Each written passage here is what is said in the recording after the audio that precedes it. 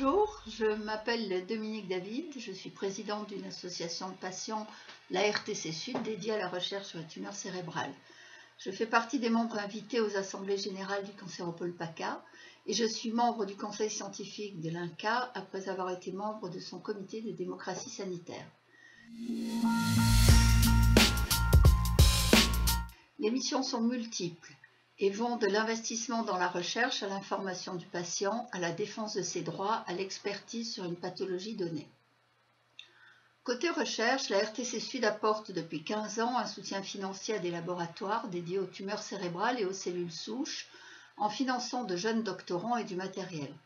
Notre action porte sur le sud de la France. C'est un financement minime comparé à celui d'autres institutions associatives ou étatiques, mais il permet de faire un focus sur des pathologies plus rares, de participer à la formation des chercheurs sur une orientation spécifique, de développer l'information des patients sur les progrès de la recherche et enfin d'être à leur écoute pour porter leur parole sur leur qualité de vie.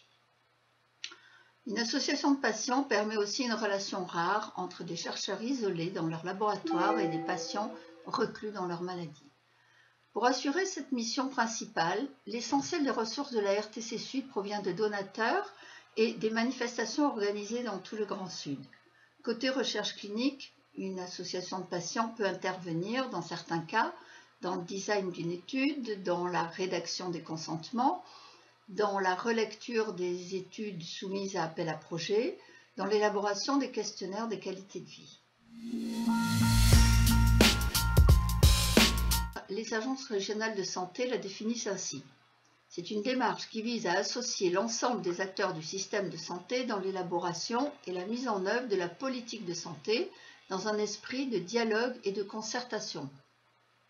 C'est la loi Kouchner de 2002 qui a inscrit la place du patient et de son consentement au cœur du parcours de soins.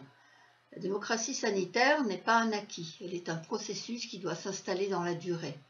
La loi ne suffit pas, elle en établit le cadre, mais la réalité de la démocratie sanitaire relève d'abord d'une évolution culturelle profonde de tous les citoyens, soignants comme patients ou aidants, en passant par une éducation à la décision partagée.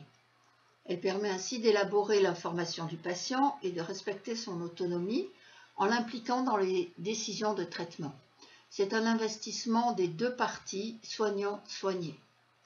Cette démocratie en santé ne peut donc pas être portée que par les usagers. Elle doit s'affirmer dans la culture même de l'État, des collectivités et de l'ensemble des agences de santé.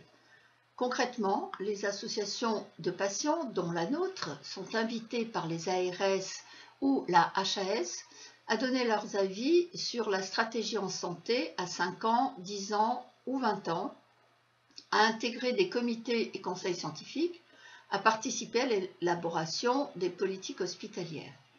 Ma présence au sein du Cancéropole PACA, de l'INCa ou de l'assistance publique des hôpitaux de Marseille témoigne de la volonté de ces instances d'associer les patients à leurs actions. Il est celui qui a acquis de solides connaissances de sa maladie et qui peut délivrer à des médecins ou à d'autres patients son expérience de vie au quotidien avec la maladie. Il peut être impliqué dans les décisions de santé. Selon les pathologies, le patient expert peut être un aidant. Ces expertises sont plus fréquentes dans les maladies chroniques que dans certains types de cancers comme les tumeurs cérébrales. Pour conclure, je voudrais insister sur le fait que le fonctionnement d'une association à caractère régional comme la nôtre se base exclusivement sur des bénévoles, mais son caractère l'amène néanmoins à agir à tous les niveaux du système de santé, que ce soit local, régional ou national. C'est un rôle passionnant que nous devons apprendre petit à petit car aucune formation ne nous prépare à savoir écouter, comprendre et communiquer avec des chercheurs, des médecins, des infirmières, des patients, des institutionnels administratifs, hospitaliers, des politiques sur toutes sortes de sujets. Et nous devons encore trop souvent nous imposer pour être entendus. Je vous remercie.